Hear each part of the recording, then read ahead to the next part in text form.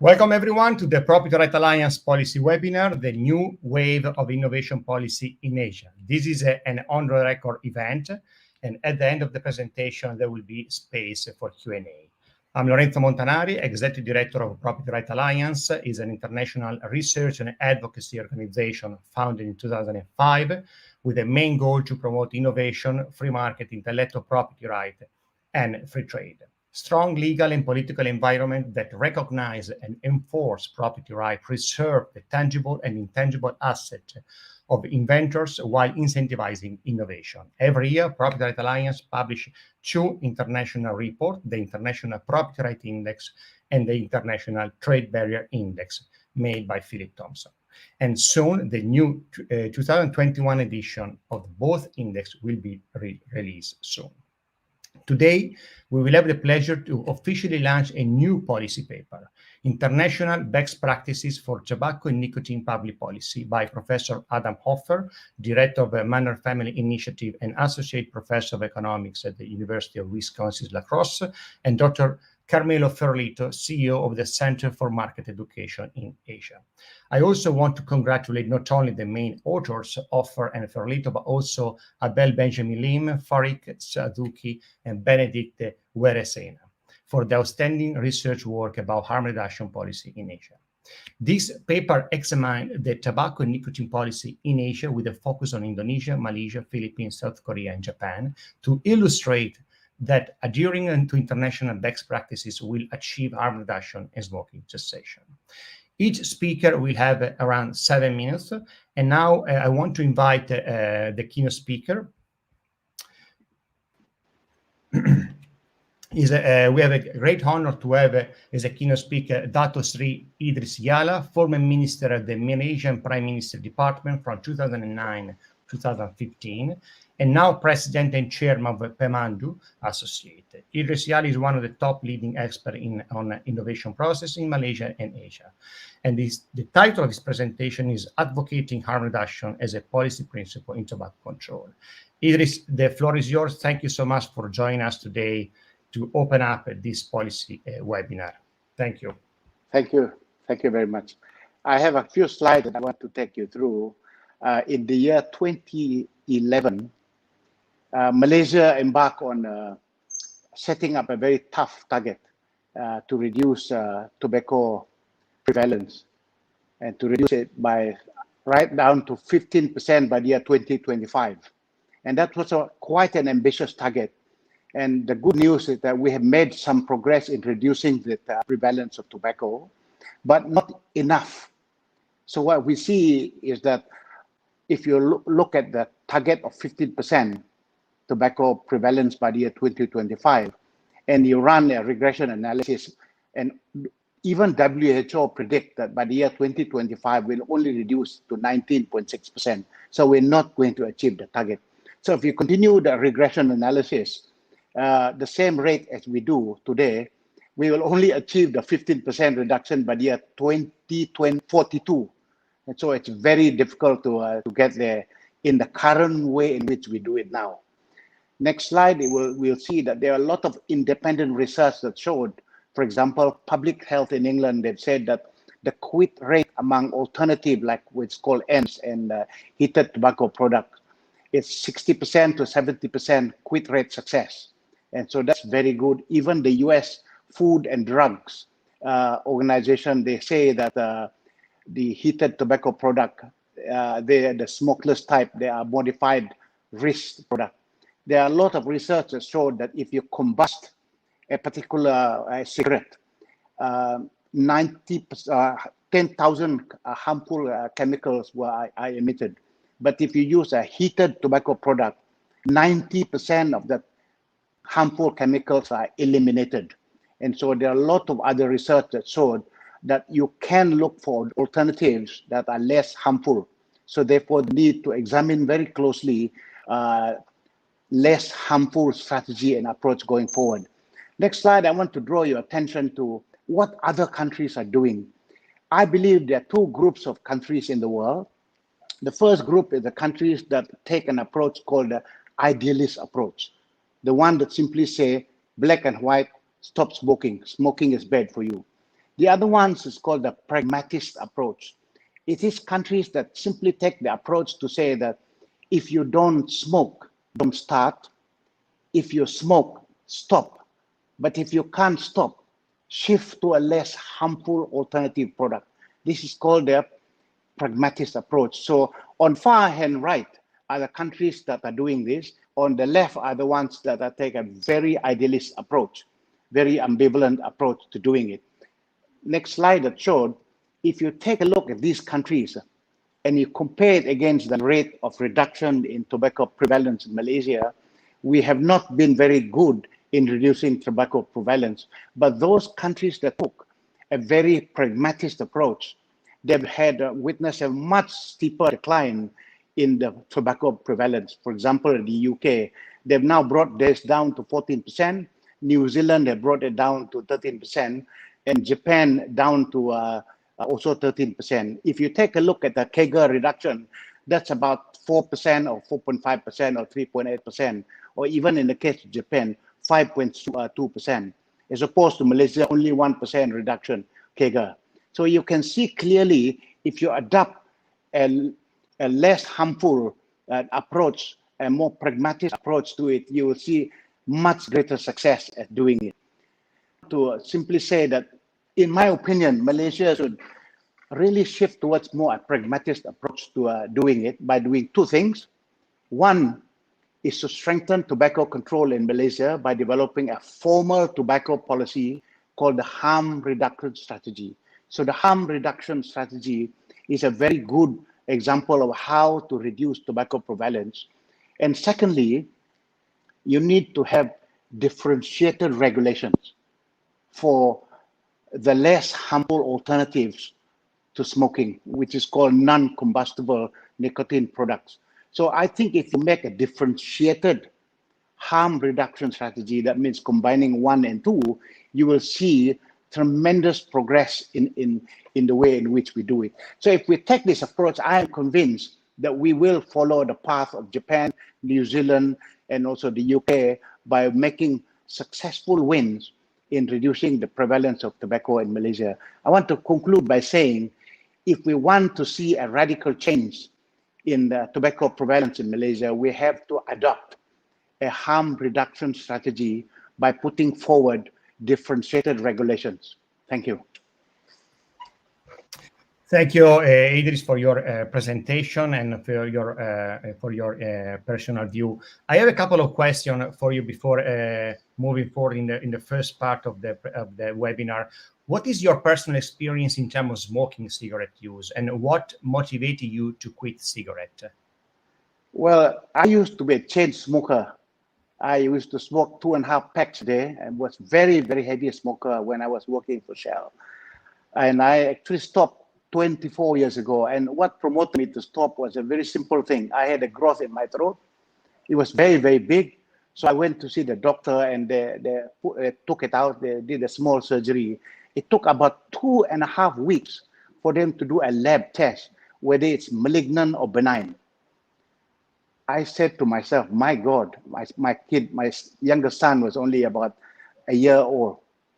If I don't survive, the doctor said if it's malignant, you have probably about 2.5 months to live in it, because it's already quite big and very advanced stage. And so I made a pledge with God. If he gave me an opportunity and give me a second chance, I'll never ever touch cigarette ever again. And so the good news for me was when the lab result came, and it was found to be a benign.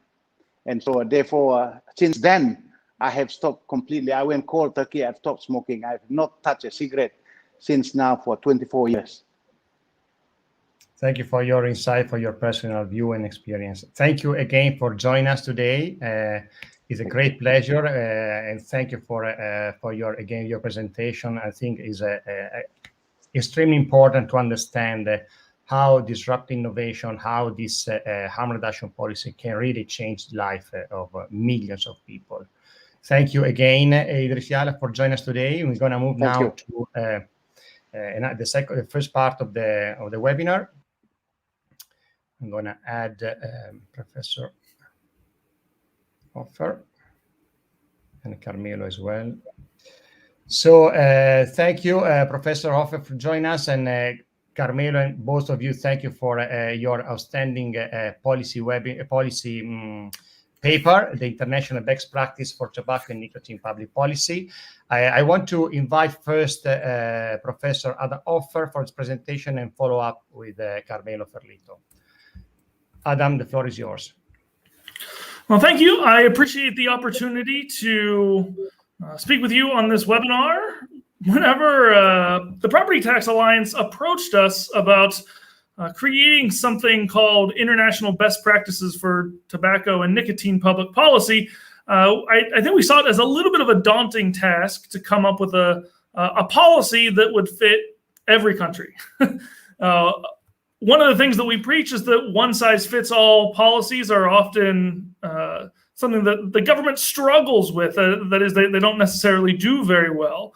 And so we looked at policies around the world. We looked at loads of academic literature and research on public policies related to tobacco and nicotine use around the world. And what we really came up with were 3 best practices. I will talk about the first 2 in my 1-slide presentation here. And then my co-author and colleague, Dr. Ferlito, will focus on the 3rd point on our list here and some of the specific policies and how they differ at the country level based on what we looked at in East Asia. So the first point here is that whenever we took a look at policy around the world, we know that taxation is perhaps the most prevalent policy used by governments to influence smoking. Now, we look at this as a very clear punishment, right? If you continue to smoke, you get punished. You get punished in the form of paying a tax. One of the clear messages that we want to convey is that we would like to see more rewards and fewer punishments coming from public policy, right? So what would rewards look like? So these could be rewards for stopping smoking, or when it comes to smoking and smoking cessation, we would like to see governments help people. That is, use far more carrots and far fewer sticks. Right? So in today's world, we have several tools and techniques which have demonstrated the ability to help people stop smoking if they want to.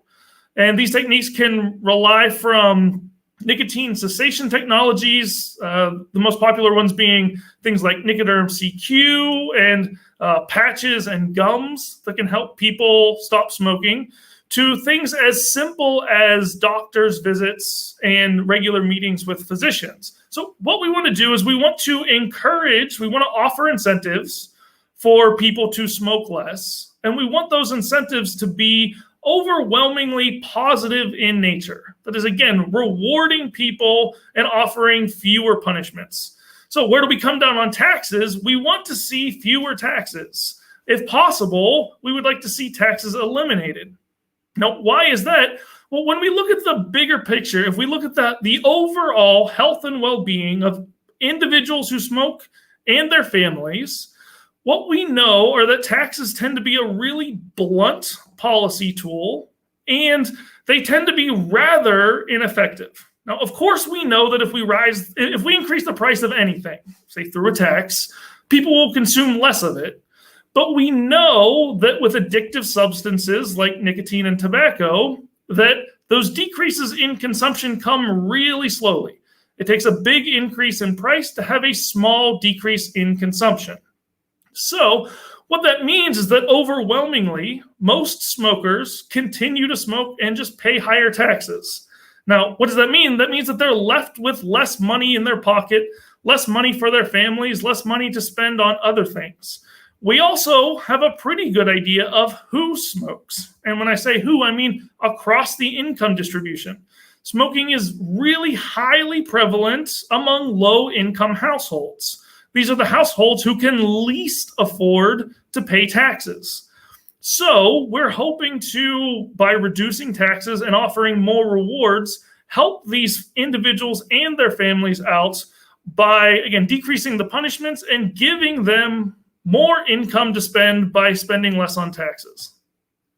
Our second bullet point is that if we're going to focus on nicotine reduction and tobacco smoking, what we want to do is we want to focus entirely on decreasing tobacco smoking. That is, we want to decrease the consumption of products like cigarettes, even if that means we're going to increase the consumption of activities like vaping. When we look at the aggregate harm caused by consuming these goods, we see that smoking tobacco, smoking cigarettes, comes with far more risks and dangers, both to the individual that smokes, but also if we include things like secondhand smoke and other damage and harm that can come, we see that the overall costs and the damages caused by smoking things like cigarettes are far greater than things like vaping and e-cigarettes and these other new innovative products that have come on the market. So we want to focus our policies, focus the goal of reducing tobacco smoking. We want that to be our focus. And again, if that comes with increases in things like e-cigarettes and vaping, that is still a win if we can get a smoker to switch from smoking cigarettes to e-cigarettes. For our third point, I'm going to save my talking points on that and let Dr. Ferlito have the stage there. I will hand things over to Dr. Ferlito or Lorenzo, whoever's coming on next after me. Thank you, Adam, for your presentation, again, for your contribution. I want to introduce Dr. Carmelo Ferlito. He's the CEO of the Center for Market Education, one of the top free market think tank in Malaysia. And thank you, Carmelo, for joining us and for your contribution. The floor is yours. Thank you. Can you put on my presentation?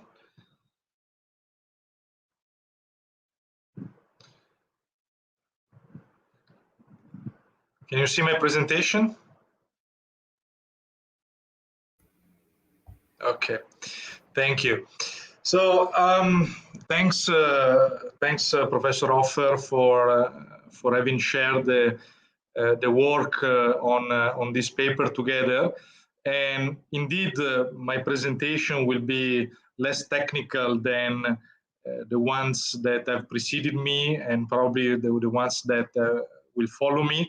And I will focus more on the importance of the relationship between innovation and development and institutions in general. But before starting, allow me again to thank Professor Offer, but also three Malaysian economists, Abel Benjamin Lim, Farid Sadzuki, and Benedict Berazena, who had a very important role in putting together the paper, and probably higher than mine, and have really presented a wonderful overview of the different institutional frameworks on tobacco and nicotine public policy in Asia. So, first of all, why there is innovations, why innovations happens in our life, and why they are important. I think that we all can agree on the fact that as human beings, we choose and act by assuming that our choices and actions will make us better off. Broadly speaking, of course, this doesn't mean that they necessarily make us better off, but when we choose a path, we want to move toward a situation of less uneasiness. And when we do this, we exercise our creative power. We as human beings are creative by nature. And therefore, we are constantly engaged in finding new answers to new and old problems. And innovations are indeed the successful result of creative mental processes. This is a very unique human feature. So we propose, we invent, we create new answers that make us better off and change our lives with new products, new production methods, new markets, new raw materials, or new organizations. And innovations generate development. Okay, this is very, very important. Innovations generate development, and this is very much stressed in the works that the great economist and historian Deirdre McCloskey did on what she called the Great Enrichment, a process of enriching humankind from the 1900s until today, and how this came about. And then McCloskey, with her usual strong rhetoric, says, is technology stupid? It's improving how we do things. So development is not just piling up more bricks, more tools, but thinking of better ways to use them, better buildings, better ways to use also human capital. And this is what made us rich. And why this happened precisely from 200 years ago? This is because at the end of the 18th century, at first exclusively in Northwestern Europe and its offshoots, the new philosophy of liberalism began to speak in earnest of political egalitarianism and adult empowerment. It was the result of a long series of liberating accidents. So there was a very clear cultural framework, philosophical framework that preceded the Great Enrichment. So it was not primarily a material change, but a cultural change. A technological change follows a cultural change. But innovations to happen and thrive indeed and generate development need an adequate institutional framework. That cultural change couldn't happen without the right institutions. And this institutional framework needs to be rooted in liberty. So experimentation and innovation thrive, happened, and better our life when they are welcome, encouraged, and incentivized. So to encourage a new wave of innovations, public policy should focus on encouraging and incentivizing experimentation while removing as many barriers as possible from the work that is necessary to create, develop, and sell new products. This is very important. How do we relate this to the policy framework for tobacco and nicotine? So alternative sources of nicotine consumption, such as vaping, have been proved a better way to safeguard both pleasure and health of the consumer. I want to stress this because, of course, as policy analysts and policymakers, we focus on the health problems, but this needs to also be paired with the seeking of pleasure that individuals do have when they consume nicotine.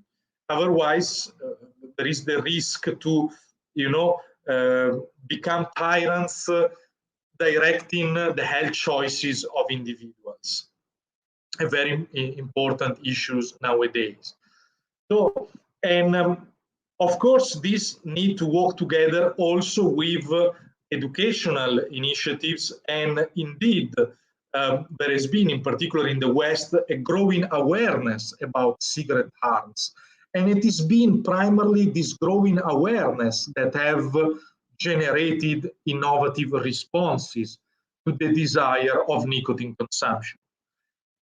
An adequate framework should emerge where these innovations are not only allowed to happen in the minds of entrepreneurs and innovators, but are allowed to reach the market and reach the consumer properly. Unfortunately, the current policy framework in Asia with reference to tobacco and nicotine consumption is very fragmented, and a higher degree of international discussion, at least at ASEAN level, I think would be welcome to learn from successful stories worldwide and in the region, and to bring both a high degree of pleasure and health to nicotine consumers. Thank you very much. Thank you, Carmelo, for your presentation, for your insight, for the detailed way you provided, and for the way it shows how international best practice can really change life. We're going to move now to the second part. We leave the time for the question later. I want to invite now Professor Elon Kohn. He's a PhD in economics in Harvard, from the Harvard University. Since 2010, Professor Kohn is working at the Graduate School of Public Administration, Seoul National University. Professor Kohn is particularly interested in the principal agent problem and innovation in public and private organization. His current research topics include the theoretical and empirical analysis of governance indexes, specific human capital, and entrepreneurship. Professor Kohn will present today a policy paper, The Effect of Differential Inflation Indexes, Specific Excise Taxes for Cigarette and E-Cigarette on Sales and Tax Revenue. At the end of this presentation, Professor Offer will provide some comment as well. Professor Kohn, thank you for joining us, and the floor is yours. You need to mute yourself.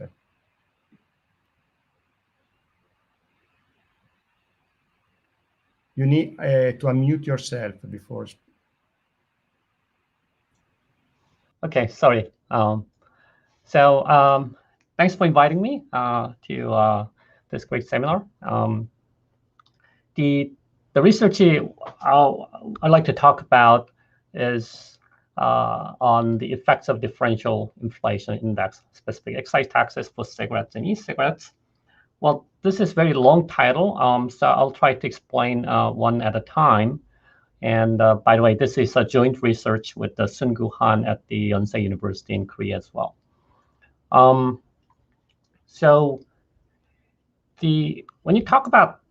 We're going to talk about taxes on tobacco products. And when you talk about the main purpose of taxes, the common purpose that are discussed include to reduce the consumption of tobacco products or to increase tax revenues. And when you look at the tobacco taxes in Korea, we use a specific excise tax. So we put about 3,323 won, that's about $3 per pack of 20 pieces cigarette. And that's been fixed since 2015. And the consumer price is about 4,500, so that's about $4. Again, that's been fixed since 2015. And the tax revenue raised in 2019 from tobacco products were about $10 billion, and that's about 4% of total tax revenue in Korea. So it's a significant source of tax revenues. And in this research, what we like to do is they would like to propose a new tax system for tobacco products. And the current tax system, as I mentioned, it's a fixed specific excise tax in Korea. And that's convenient for administration. But the problem is that with inflation, the real price is going to be declining because all the other products' price is going to increase. So the real relative price of tobacco products is going to decrease. Then the consumption of tobacco products can increase, and also the real tax revenue can decrease.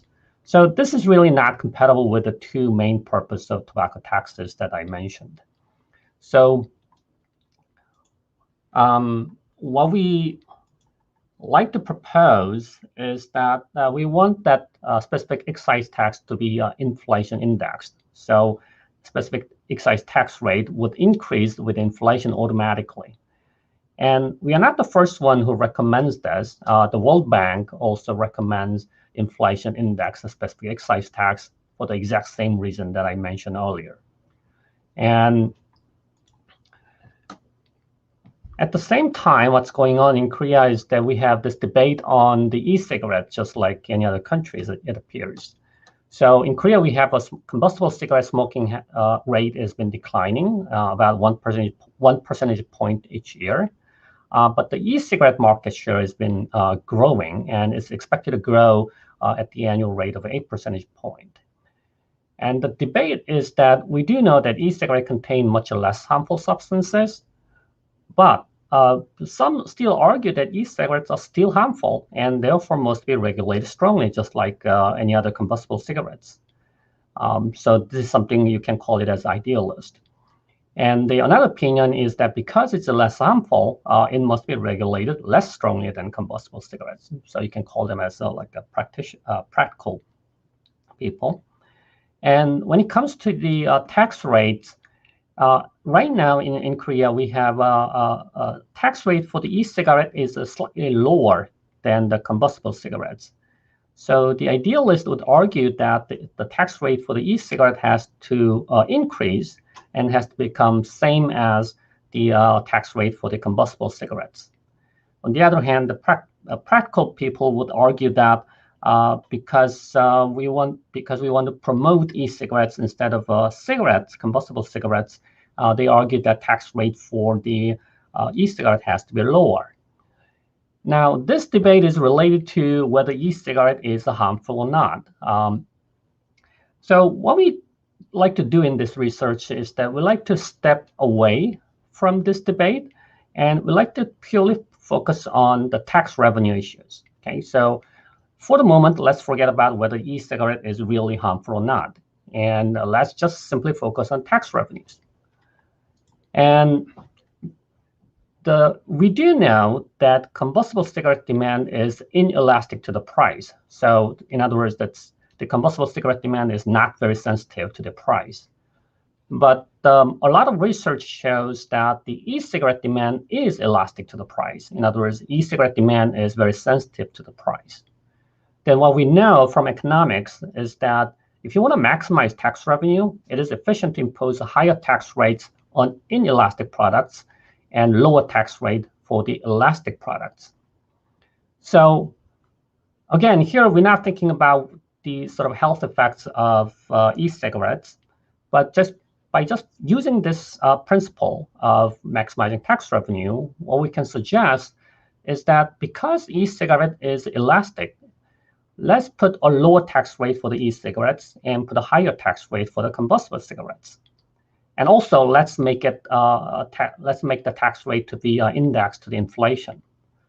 So what we are suggesting is that for the e-cigarettes, let's have its tax rate increase just as much as inflation. But for the combustible cigarettes, let's have the tax rate increase as much as inflation rate plus 1 percentage point higher. You can make it 2 percentage point higher as well, but for this research, we sort of look at the case where it's a 1 percentage point higher. So this is what we mean by differential inflation index specific excise tax, because it's inflation index, but we are putting different tax rates for e-cigarettes and combustible cigarettes. Now, for the benefits of you doing this is that because the tax rate is inflation index, we can maintain the real price of e-cigarettes. And that will at least suppress the increase of consumption, and definitely is going to maintain the real tax revenues. And also, by having a higher tax rates for the combustible cigarettes, it can suppress the consumption of more harmful combustible cigarettes more, and more importantly, it can increase real tax revenues. So in that sense, by having this tax system, we argue that they can serve two main purposes of tobacco taxes we mentioned earlier. So what we did in this research is that we tried to simulate what the impact of this proposed tax system on the tax revenue. So here we like to sort of predict what the tax revenue is going to be. To do that, we estimated cigarette demand in Korea. We used the Korean household data, and then we estimate the combustible cigarette demand. We use different kinds. I mean, there are different kinds of demand models: myopic addiction model, rational addiction models. But it turns out, no matter which model we used, the outcome was surprisingly robust. So the price elasticity was estimated to be 0.5, and it's less than 1. So that means it's inelastic. So that's what we estimated. For the e-cigarette demand, unfortunately, we didn't have sufficient data yet, so we couldn't estimate directly using Korean data. So what we did is that we look at the other empirical research studies in other countries, and also we use some theoretical model to make a prediction on what the e-cigarette demand will look like. And so So this is kind of the values that we come up with. So for example, here we assume that the e-cigarette price elasticity is going to be 1.6, and that's about the median of the existing previous studies. And the cigarette demand we estimate to be about 0.4. It's less than 0.56 that we estimated, because the number we estimated was the case when we didn't have e-cigarettes. But now with the e-cigarettes, the price elasticity is going to be lower. So this is how we predicted based on that. And also, we assume that the combustible cigarette demand will decline at the annual rate of 2 percentage points. On the other hand, the e-cigarette demand will increase at the annual rate of 8 percentage points. So we're going to take this time trend as given, and then we're going to look at what the different tax system effects going to be. So we used 3 different scenarios. Scenario 1 is a sort of status quo. This is what we are doing in Korea. So it's a fixed specific excise tax.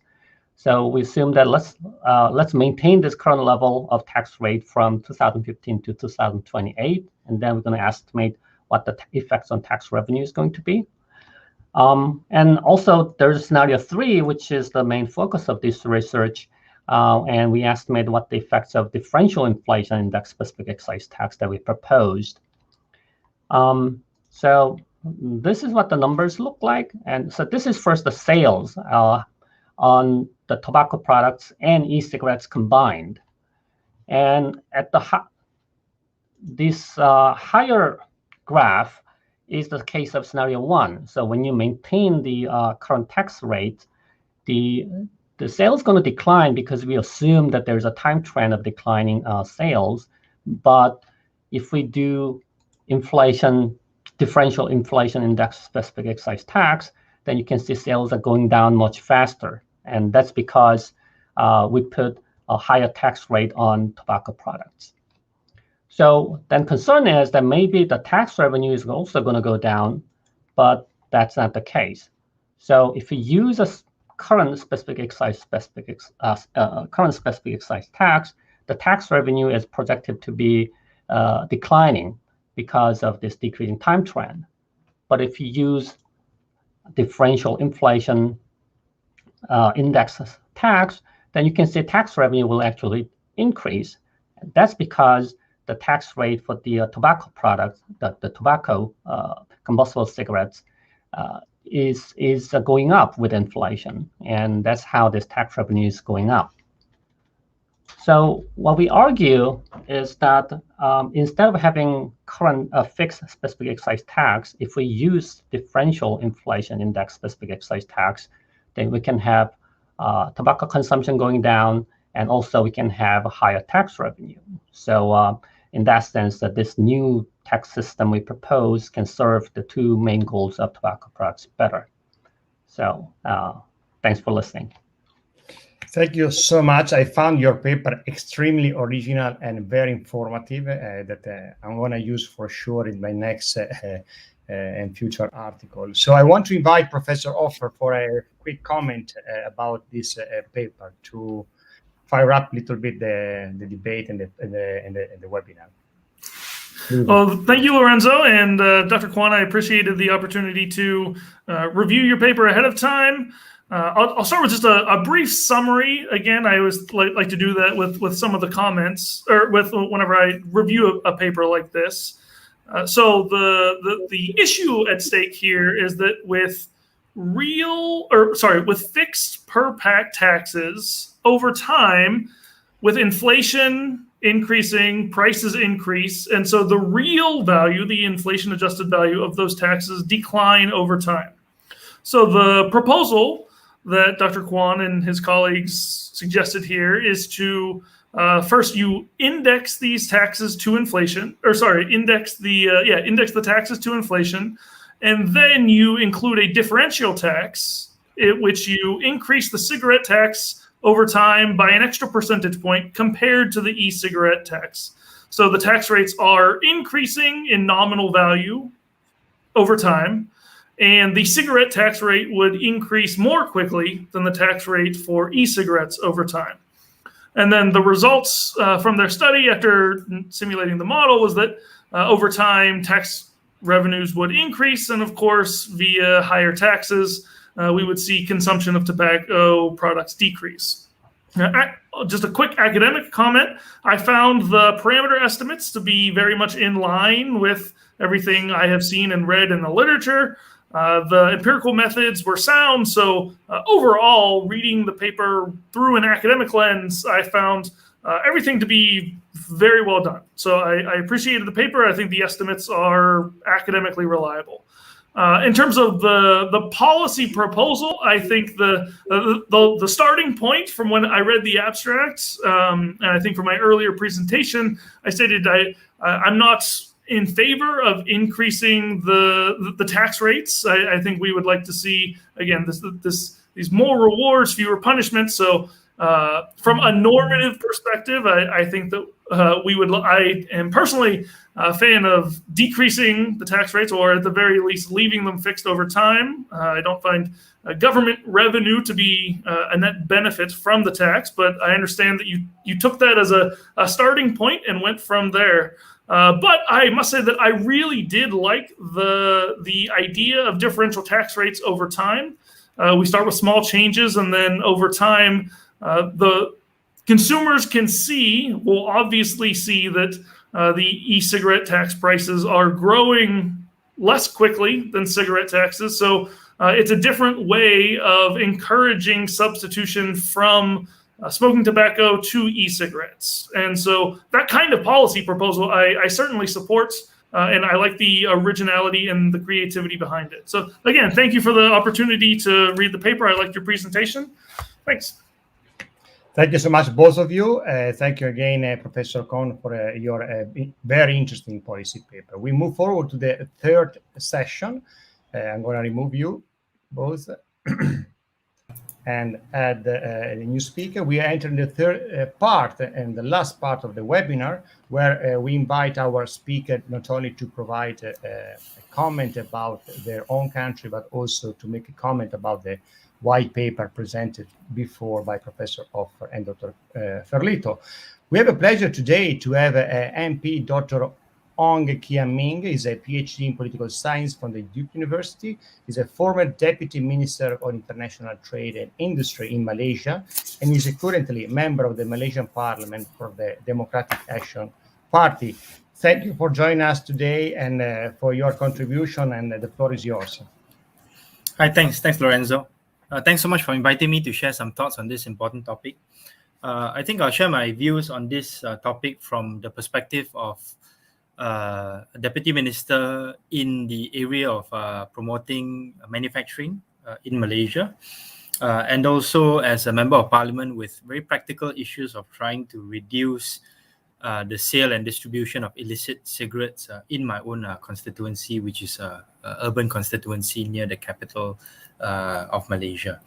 I'd like to make 3 points, and they are much hopefully related to those two issues that I talked about just now. Firstly, I think all the authors talked about how the impact on higher prices would have of cigarettes would have knock-on effects on both the substitutes that are legal and also maybe less so the substitutes that are illegal. For the information of the people who are listening, the illicit cigarette market in Malaysia is estimated at more than 50% of the total market. So when there's such a large volume of illicit cigarettes, mostly brought into the country through smuggling and under declaration at customs, what happens is that the Malaysian government loses a lot of revenue from this illicit market. So the notion that we can just keep on increasing the prices of of tobacco products, especially the traditional cigarettes, without having an adverse effect on the revenue collected by the government, I think this is one that has been firmly debunked in Malaysia. That doesn't stop, for example, the people who are in charge of regulating cigarettes and wanting to reduce the consumption of cigarettes to zero at the Ministry of Health from regularly promoting this particular policy, which is very blunt, like many of your speakers have said before. But I think more and more we've seen the need for independent studies, such as the ones that have been presented here, to talk about how government actually loses more revenue from increases in prices that are not well thought through.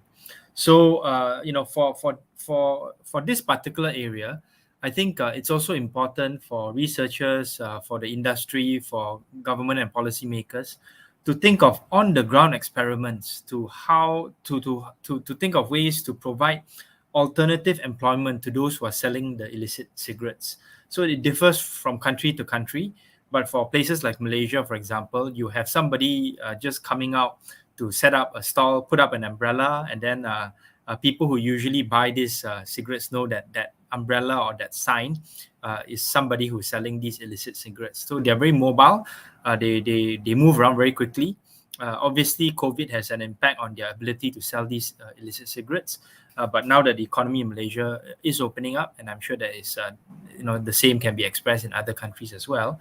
This will start again, and I think we need to have very creative responses in terms of understanding why these people are selling illicit cigarettes in the first place, and whether there's other alternative forms of employment that give them at least a more stable income, if not equal income. So that's one, experimentation on how to reduce the sale of illicit markets through providing alternative employment to those who are selling them.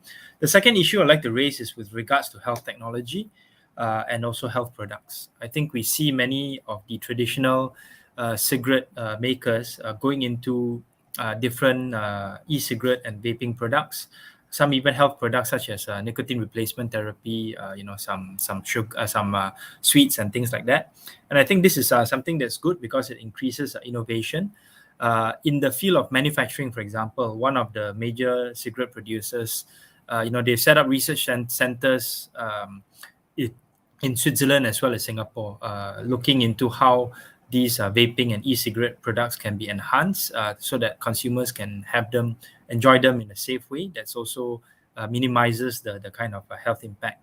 And I think this is a good way moving forward. It also can be a good form of providing jobs, for example, in terms of high-end manufacturing, which a country like Malaysia is definitely interested in.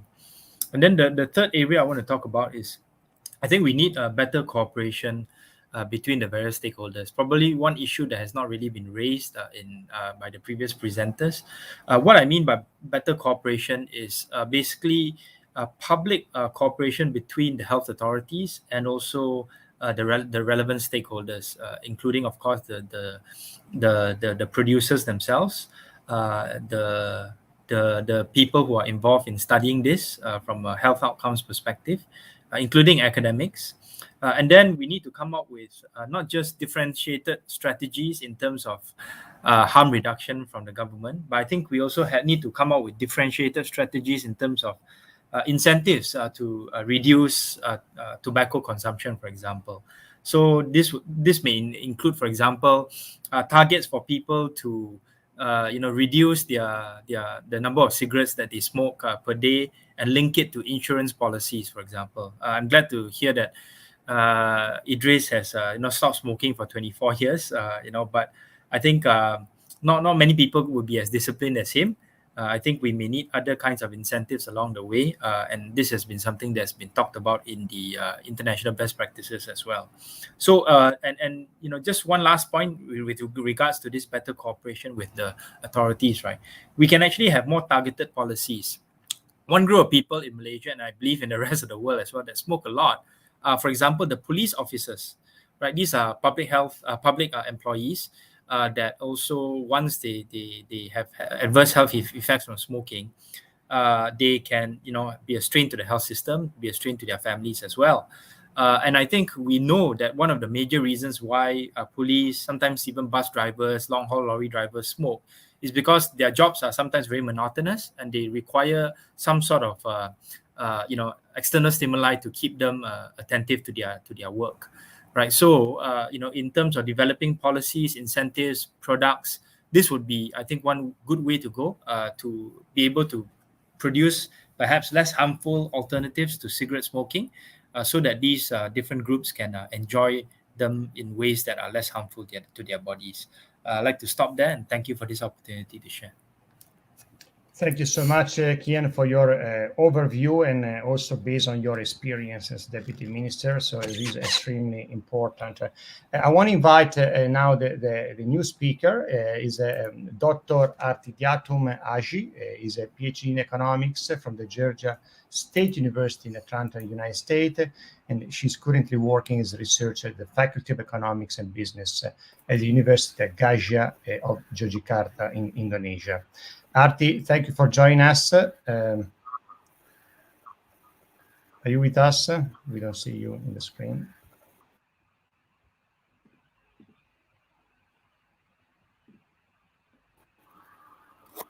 Okay, now we can see you.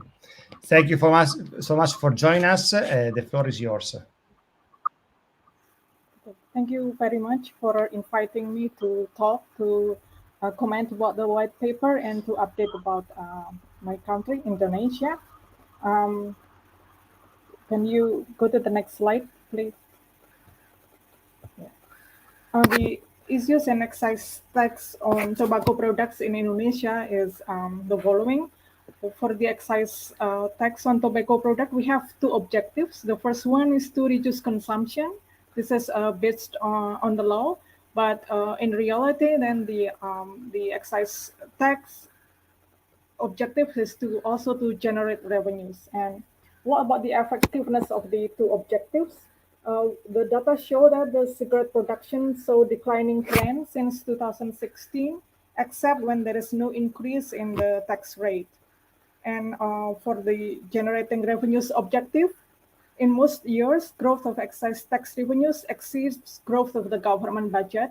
And when the non-excise tax, such as the income tax and the value-added tax, do not meet the targeted revenues, then the excise tax is the backup for the shortfall in the non-excise tax revenues. And the issues is how we implement the optimal taxation, which is efficient and equitable taxation. We'll see that there are many factors that will determine the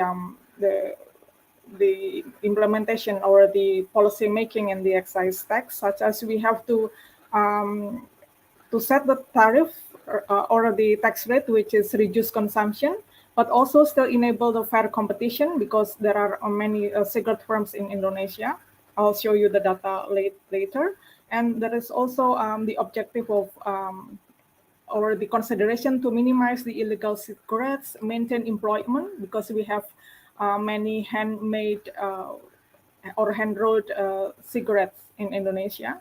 And also because of the trend to sustain development goals and to achieve the green economy, then we have to have taxation which supports the sustainable development goals.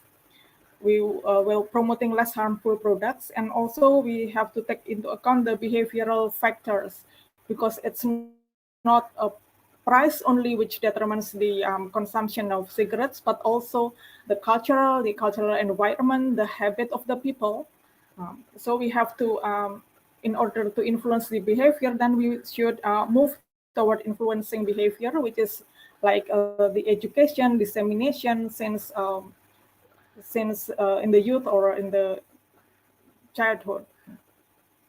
So the further agenda is we propose to have a steady increase in excise tax rate, for instance, taking into account the economic growth and inflation, and also to support the less harmful products or support taxation which supports SDGs. We have to have the differential taxation and tax incentive for less harmful products, such as lower tax rate for the less harmful product.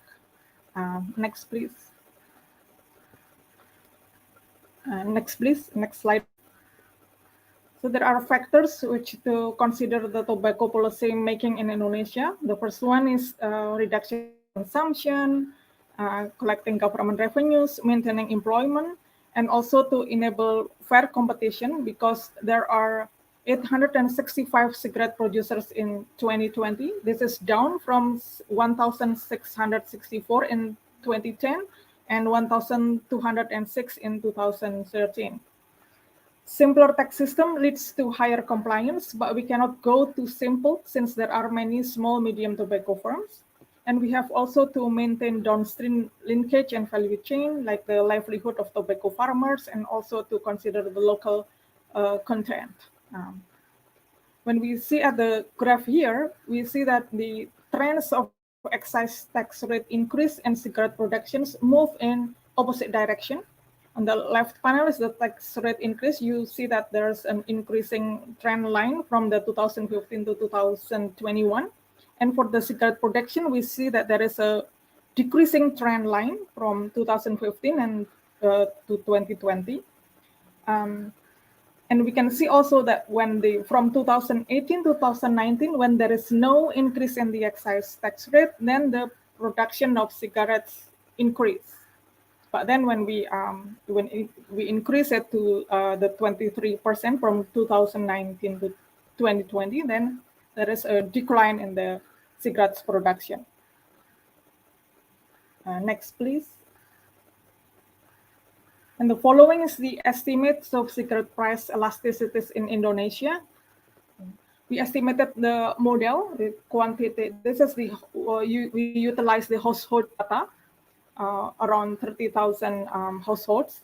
The estimated model is that we regress the price of each type of cigarette. There are 3 types of cigarettes in Indonesia: the handmade clove flavored or kretek cigarette, the machine-made flavored clove flavored or kretek cigarette, and machine-made white cigarette.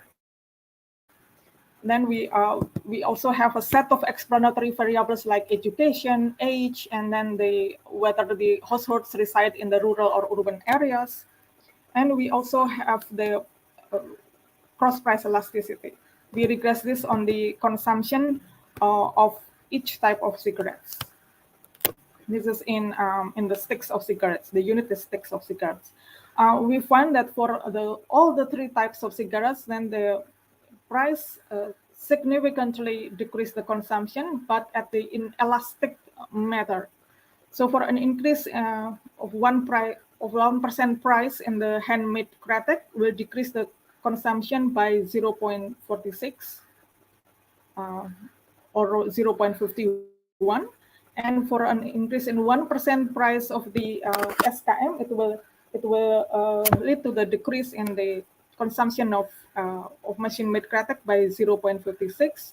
And then the interesting phenomena is for the 1% increase in the price of machine-made white lead to a decrease in consumption by 0.82%.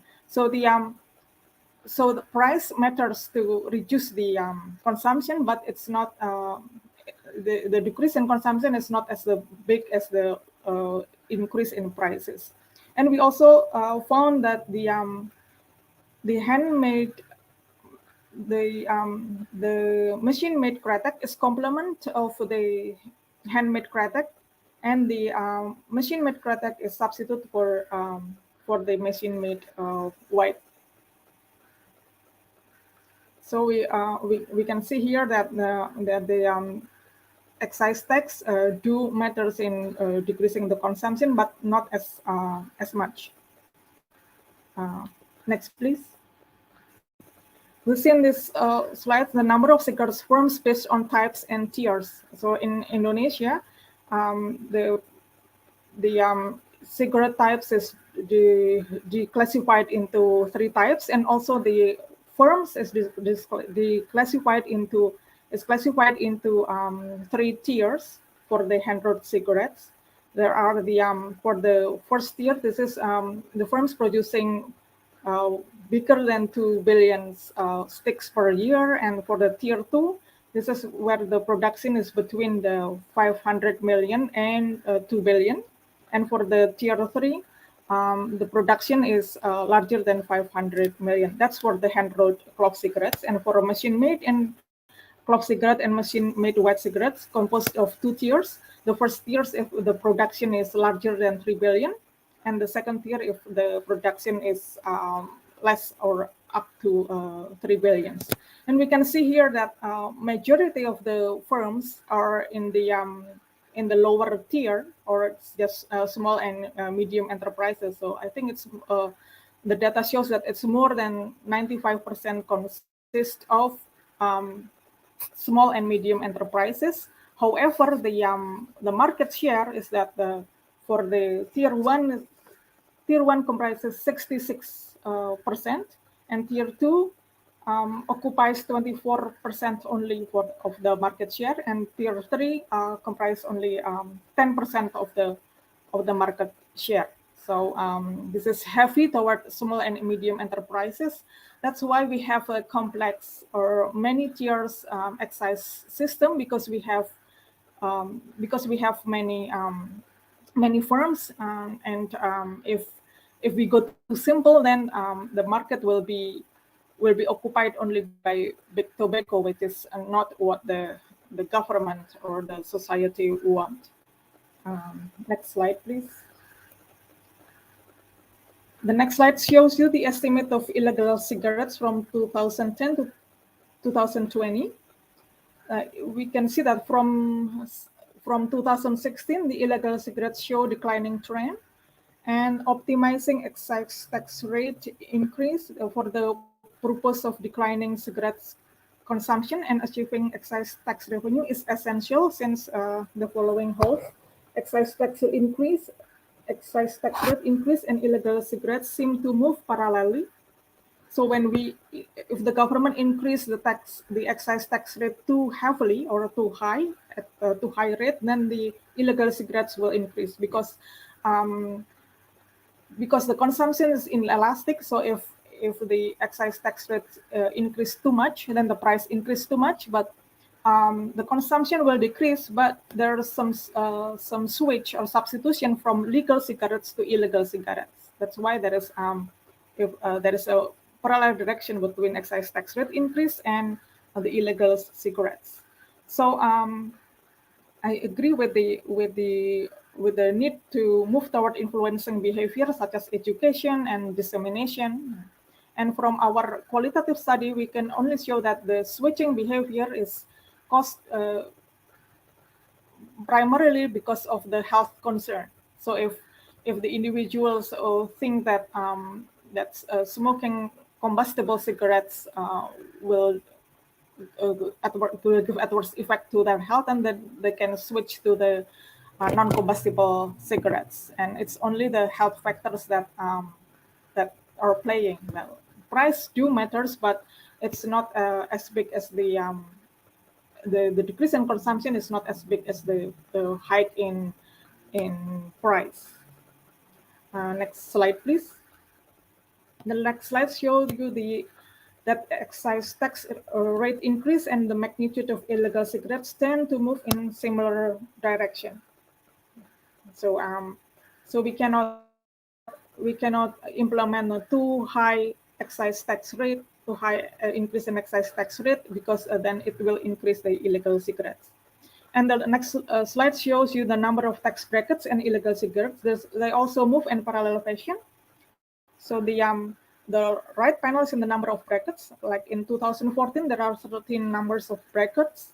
In 2016, there are 12. And then from 2018 up to now, we have 10 layers. And we can show that the illegal cigarettes also, the trend is also decline, in line with the decline in the number of brackets. So simple tax system leads to higher compliance, but we cannot go too simple, because we have other considerations, such as the fairness for competition, and also we have to maintain the employment, especially in the hand road kretek.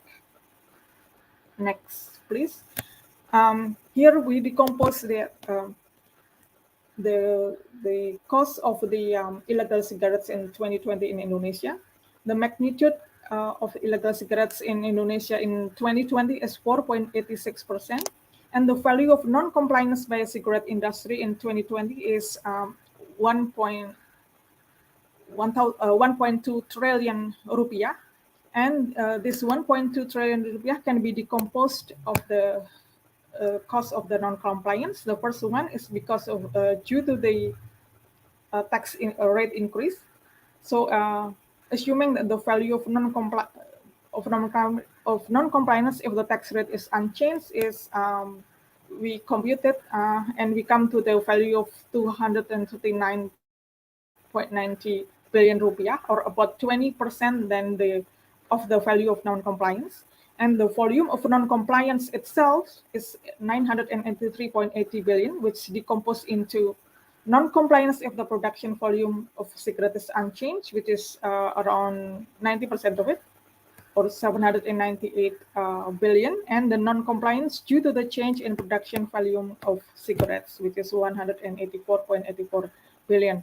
So the non-compliance in the cigarette industry in Indonesia is decomposed into the non-compliance due to the volume of non-compliance and also due to the increase in the tax rate.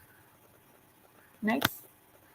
The next slide shows you the issues in excise tax implementation, and we need to promote the sustainable development goals. So about the tariff, whether we do specific or ad valorem, it depends on the objective of excise tax collection. Whether it's to raise revenues or to discourage consumption or to correct for externalities. We have the specific. If there is specific tax rate, then it will reduce the relative price difference between low-priced goods and high-priced goods. So this is suitable for discourage consumption goal. That's for tobacco products. But for the ad valorem, this is, if we apply the ad valorem tax, then this will increase absolute price difference between low-priced goods and high-priced goods. So this is only suitable for raise revenue goals or suitable for tax on luxurious goods. So if the goal of the government is to decrease consumption, like for the tobacco products, whether this is the harmful one or the less harmful one, whether this is the conventional or the non-conventional, then the best tariff is the specific tariff.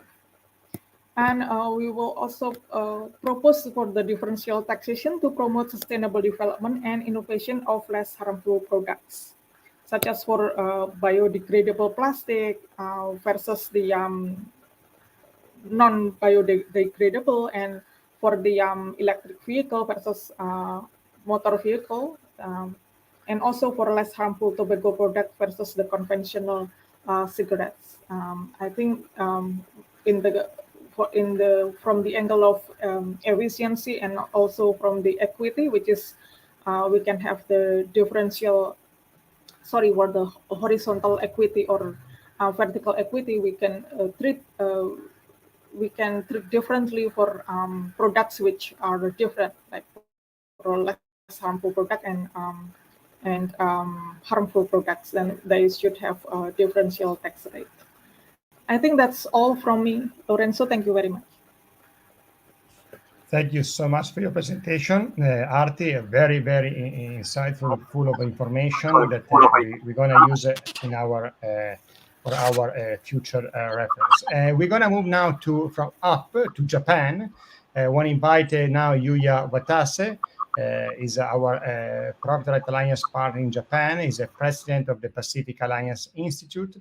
Is one of the most influential think tank based in Tokyo. Yuya is well recognized as a free market political media pundit in Japan. Is also a co-founder of the Japan-US Innovation Summit, one of the most important free market economic summit in Japan. Yuya today is going to play a true role because unfortunately the former MP Fukuda from the Liberal Democratic Party will not be able to join us today because of some health issues related to the pandemic. So we really wish all the best for a prompt recovery. Yuya will read a statement on behalf of MP Fukuda, despite providing his comment. Before introducing Yuya, I want to show a video that Yuya sent me about health and business management in Japan. Video that is on harm reduction policy. I found extremely important. 長寿の時代、社会保障費の増加や老後の問題など、長寿不安という問題が深刻化しています。さらに長寿不安は政府への不満となって増幅し、経済や社会生活の安定を揺るがす国政問題へと変化してきています。これは多くの先進国において顕在化している問題で、新たな経済安全保障上の課題と言えるでしょう。日本ではこの課題を解決するために、健康経営という日本独自の新しい秩序のルール化が始まっています。この健康経営は、平均寿命と健康寿命の差をできるだけ縮め、不安のない健康長寿社会の実現を目指す上で有効なルールと言えます。経済安全保障の議論の高まりを受けて、昨今人権問題が政策上重要になりつつあることから、従業員の健康維持を促し、基本的な人権を尊重する健康経営は、権威主義国に対する人権外交としても価値を持つはずです。つまり健康経営の国際ルール化は、経済安全保障上の課題解決とともに日本のプレゼンスを高める有効な手段となるのではないでしょうか。この日本独自の健康経営において重要な役割を担っているのが定期健康診断です。日本の健康診断では、健康寿命を低下させ生活習慣病を引き起こす行動として健康診断5項目を設定しています。食事、飲酒、睡眠、運動、喫煙です。これらをコントロールすることが生活習慣病リスクを減らし、健康寿命を最大化することにつながりますが、ついつい続けてしまう生活習慣を変えていくことはそう簡単ではありません。そこで注目されているのがハームリダクションライフスタイルです。ハームリダクションライフスタイルとは、ハームリダクションプロダクトを利用して生活習慣病を引き起こすリスクを無理なく低減する生活スタイルです。例えば特保です。好きな食事と一緒に特保を飲むことで、血糖値の上昇や過度の脂肪の吸収を防ぎ、生活習慣病を引き起こすリスクを低減してくれます。このようにハームリダクションプロダクトを日常生活の中に一定量取り入れることで、ストレスなく生活習慣病の発症を防ぐ。これがハームリダクションライフスタイルなのです。それでは具体的にハームリダクションライフスタイルの例を見てみましょう。通勤、運動ゲームアプリで楽しく徒歩を増やす。昼食、アプリで健康メニュー選び、特保飲料が脂肪の吸収を抑える。会食では脂肪吸収抑制サプリと血圧を抑える特保の栄養ドリンク。就寝前なのでカフェインレスコーヒーと加熱式タバコでリラックス。このように生活は変わりなくハームリダクションプロダクトを消費します。ハームリダクションライフスタイルが全国民に浸透すれば、おのずと健康寿命は伸びることでしょう。例えば150円の商品を 5% 値引きすると、およそ2割の行動変容が見込めるという学術的な研究結果があります。そこで国が中心となり、生活におけるハームリダクションプロダクトの選択量を2割以上にする行動変容のルール形成を目指してみてはどうでしょうか。これがハームリダクションライフスタイル政策です。さらなる行動変容のアプローチとして、税制を活用することも選択肢の一つと言えるでしょう。そしてハームリダクションライフスタイル政策は、大きな経済効果とイノベーションの促進をもたらします。多数の国内の関連企業、団体がメリットを享受できます。デジタル化による健康データ活用は、健康診断の低コスト化にもつながります。このようなイノベーションの実現のためには、国民がシームレスにデータを活用できるプラットフォームを用意することが不可欠です。プラットフォームの運用においては、マイナンバーの活用も有効です。このようにハームリダクションライフスタイルを取り入れた健康経営のルール化は、不安のない健康長寿社会の実現のために健康寿命を最大化します。長寿大国である日本がいち早くこのルールを導入して長寿不安を払拭できれば、世界各国から注目され、新秩序としての国際ルール化が望まれることになるでしょう。これは日本のプレゼンスを高め、新たな市場を創造する絶好のチャンスなのではないでしょうか。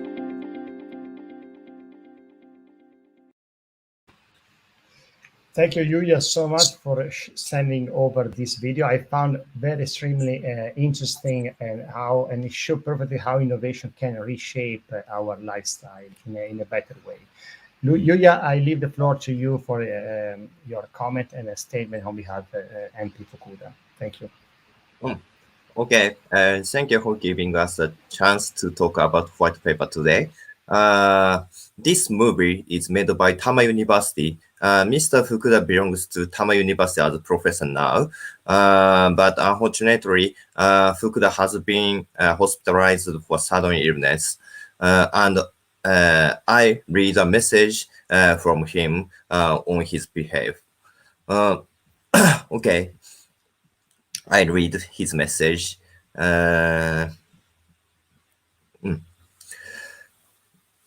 Former Deputy Minister of Cabinet Office, Mineyuki Fukuda.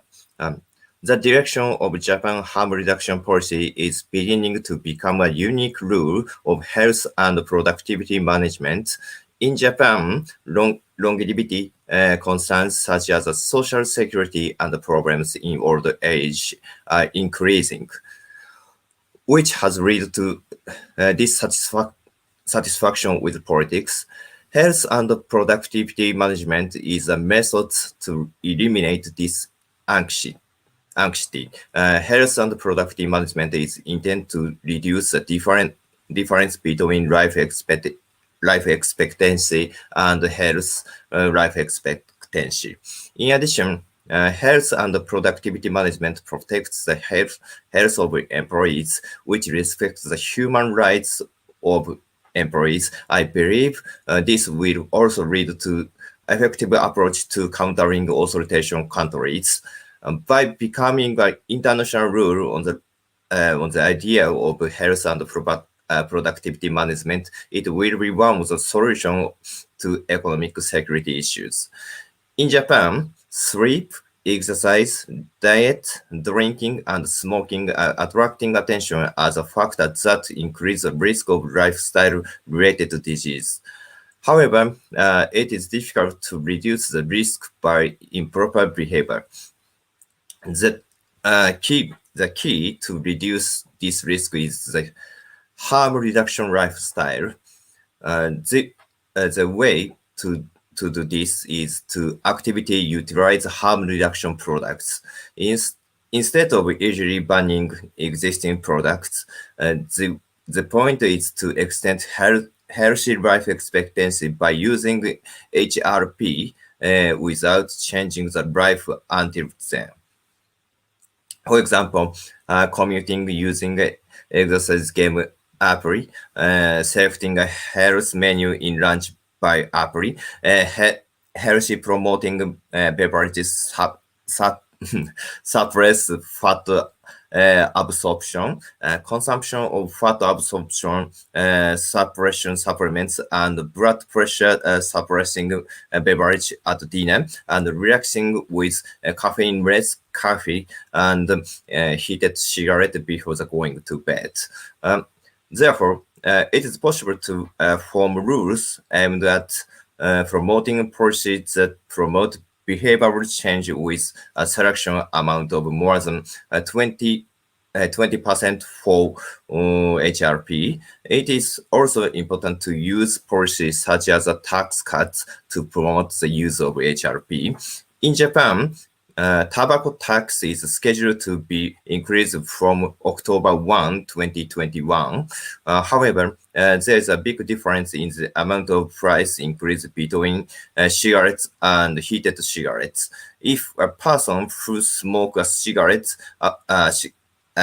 box a day switch to heated cigarettes, he can save 100 20,000 yen, about $1,000 per year. Currently, the use of heated cigarette is promoted by difference in the tax increase tax rate, but it is possible to further promote to use heated cigarettes by reducing tax on it. No. Sorry.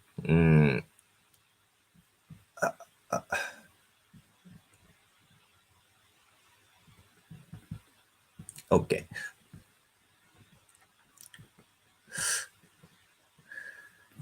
My conclusion in line with the tax and regulatory thinking set out in the international best practice for tobacco and nicotine public policy, I agree with the problem-solving methods that the technological innovations through products and service and lifestyle changing that's the only way to solve the things.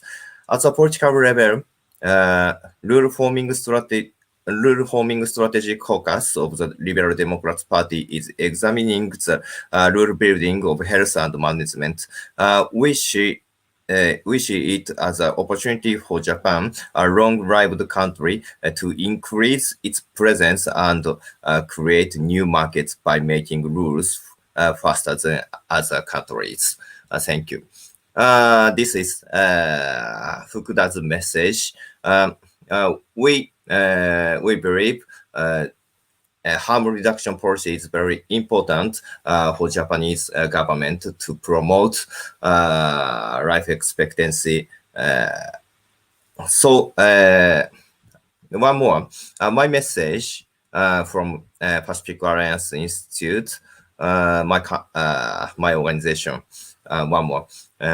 In Japan, the tobacco tax is scheduled on increase from October 1st. Along with that, I was also interviewed by the media. Business media are worried about what other tax increasing items will be besides tobacco, for example, such as sugar. I strongly oppose tax increases. However, in addition to simply disagreeing, there is also a need to present way to solve social problems because regardless of actual data, tobacco tax and regulation seems to work on the surface. Therefore, Japanese local governments demand that tax and regulation be tightened. Nonsense. The contents of the international best practice for tobacco and nicotine public policy is exactly the same as the experience to tobacco policy in Japan. And now, our focus is on how to cut rising medical costs. We believe the harm reduction is extremely effective. At the political level, it has begun, but it will become the mainstream way of thinking in Japan, harm reduction. And the idea of harm reduction is very effective for us because you can claim problem solving with solid grounds and methods. And Japanese companies also support the harm reduction policy. Japan is the most aging country in the world. Therefore, we need many health products. Companies may be subject to taxation and regulation if they do not promote the harm reduction of their product. And conversely, if they succeed in product development, they will be able to obtain a huge market. Efforts to achieve capitalism-free market and health are important. As a central issue of think tank PI, we also launch harm reduction and provide information to the political party and the government. Thank you. Thank you so much, Yuya, for play the role with two hats, and really appreciate the statement by MD Fukuda and your support as a Pacific Alliance Institute. And congratulations again for your fantastic Japan-US Innovation Summit that you carry on every year. We now move for the last session, and we have still a few minutes for the Q&A. I see there are some questions for Carmelo, and we are going to add everyone. Carmelo, there is a question for you. In Vietnam, new tobacco alternative like heated tobacco product are not legally available yet, but there are ongoing discussion about officially recognizing them. Do you have any recommendation that policymakers in Vietnam should consider? First of all, obviously, to recognize the product. That would be the most obvious starting point.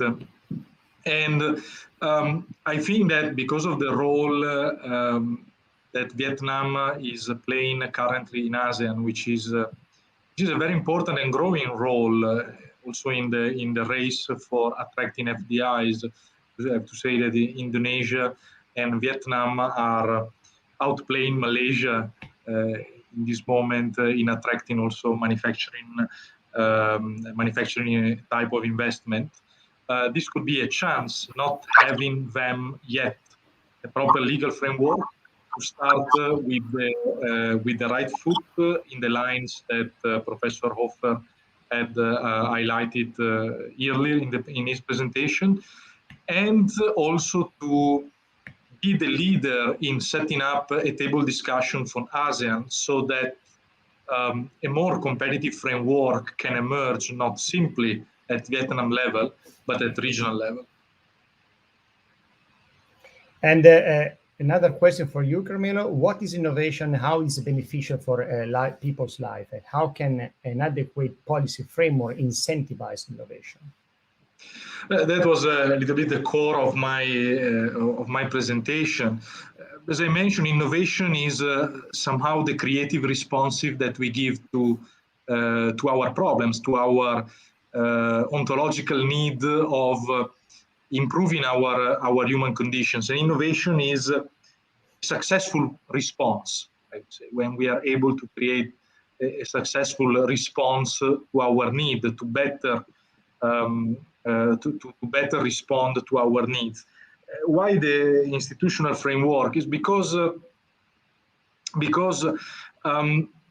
not all the responses are successful. So this process of responding in a better way to new and old needs is a process of trial and error that needs to be centered also on the market reaction.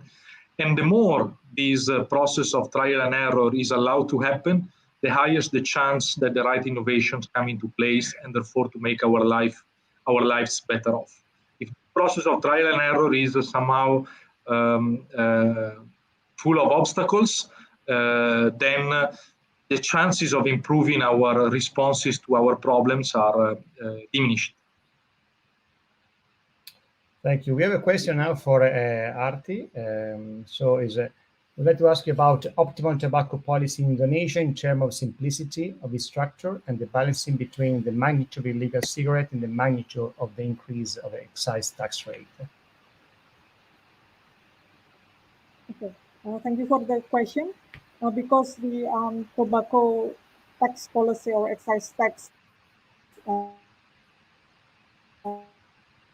in Indonesia have a few objectives. So then we have funds, because the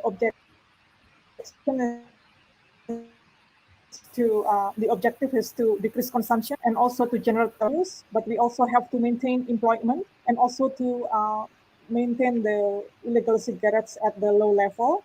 So then we have to balance the tax rate, because the tax rate cannot be too high, but also cannot be too low. So it's better if we have steady increase in the excise tax rate, and also we have to enable fair competition, because there are too many small and medium tobacco enterprises in Indonesia, which capture 90% of the more than 90% of the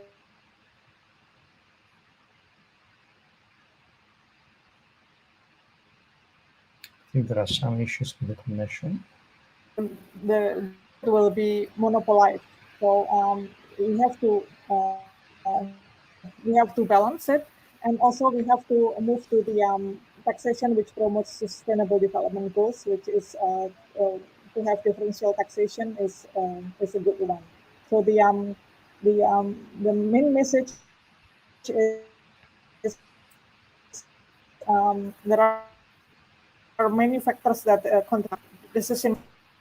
It has to be balanced. It has to be the steady increase in the rate of taxation, but not too high, not too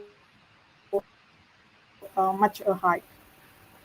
That's Lorenzo. Thanks for the question. Thank you, Arti. We have another question for Adam Offer. What do you mean by nicotine tax are regressive? Sure. Well, when I say regressive, we mean that the tax burden falls disproportionately on lower income households. So if you think of the way that a lot of income taxes are structured around the globe, as you earn more money, you pay a higher tax rate on that income as you earn more money. We know that tobacco consumption is rather flat across the income distribution. So lower income households spend about the same dollar amount on smoking as do higher income households. So whenever we look at the tax burden on those households, it's a lot heavier on the lower income households because they're paying a lot more of their household, a much larger percentage of their household income for the taxes. And so whenever we say that these taxes are regressive, we mean that this burden is falling much heavier on the lower income households, when we typically think of lower income households as the households that we want to help the most with government policies. These kind of taxes are hurting those households the most. Thank you, Adam. We have also a question from Mr. Mitchell. So he say basically why the white paper you present today seems appropriate and even reflect the regional approach in dealing with the less harm nicotine product category. Do you think this information will be accepted by the health department of the WHO, for example? This is for Carmelo and Hoffer again. Well, I can't really comment for if the WHO is going to pick up and adopt our suggestions. I feel like they often have some of their own suggestions for what policy would look like, but I think we're most hopeful that we can start with, I think a good theme, as Dr. Ferlito mentioned several times, is trial and error, right? So even if the entire WHO doesn't adopt our framework, if one country does, we can empirically test it and see how it works. And we think it'll work well. And hopefully if it works well in one place, we can try it somewhere else. That's at least my I guess, reasonable and I think optimistic expectations of sort of a next policy step with this paper. Carmelo, you have anything to add? Well, yeah, I think that the main difference probably from the approach that Adam and myself and our co-authors have brought out in the paper, an approach that an institution like the WHO may have, is that they tend to, how do you say, like to follow a moral imperative. So they want to push the idea that the moral idea that tobacco is bad, and therefore they tend to have an educational approach that doesn't take into account the practical considerations that that Adam has highlighted. So our approach is much more ground on consumer behavior, I think, rather than the idea of educating the masses. So in here, I see the biggest difference. So we also recognize that nicotine consumption can be a problem for the health, but our main concern is how properly informed citizens can take a decision for their health within a legal framework, an institutional framework that allows not only informed choices, but also less harmful choices, but still in the respect of freedom. These supranational institutions often tend to overcome the point of the freedom of choice. Absolutely, this is an extremely good point. We have a last question for Professor Kohn. which could be the country in Asia, Korea, of course, but that can be easily implement your policy suggestion?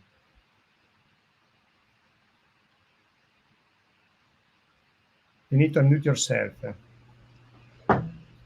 Thank you.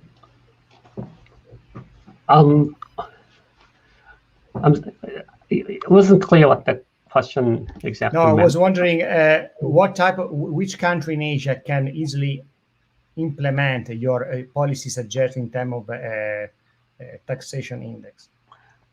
Well, there are, I mean, even in Korea, for example, there are some products that the tax rate has been indexed to inflation. So, for example, the alcohol products and some the oil products, the tax rate has been indexed to inflation. So, I think if the government has the will, then it's easy to implement. But it also, of course, if you're thinking about other countries, the inflation rate has to be reasonably stable if you like to have inflation index specific excise tax. So in countries where inflation is reasonably stable, I think it should be implementable in other countries as well. Thank you. So we can conclude, because it's already more than 1 hour we are going on this interesting debate. I think we can conclude that the government regulation that have the intention to curb nicotine use often violate property rights and raise trade barriers. Instead of succeeding, they increase illicit trade in tobacco while the consumption rate stays steady or increase. Such failed policy include ban on flavors, bans on users branding, prohibition of advertising, taxes, tariff, and other regulation aimed at obscuring tobacco and restricting supply through price control.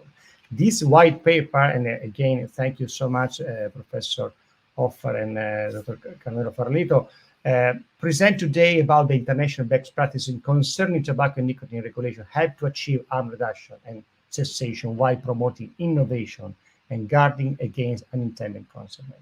The study estimated policy recommendations that adhere to international best practice framework in Asia will result in more individuals breaking their addiction to tobacco products. We can conclude that tobacco policy in the context of international best practice has 3 main objectives. First, policy should incentivize behavior change through individual choice instead of a restricting policy intended to harm consumers, such as taxes. Second, the goal of best practices should focus on reducing tobacco smoking as combustible tobacco products like cigarette, cigar that are extremely harmful, while chewing tobacco or other products, nicotine tobacco or tobacco vaping, is much less harmful. Third, this framework focuses on facilitating an environment that incentivizes innovation and ensure competition to cultivate consumer choice, as Carmelo remind everyone in his answer. So thank you again to all our speakers for the great research work, the great debate, great presentation. And thank you everyone that participated today in this seminar for their questions. And again, we're really looking forward to work with you in the future. You can find the record webinar in our Property Right Alliance YouTube page. And again, see you soon in our next policy webinar.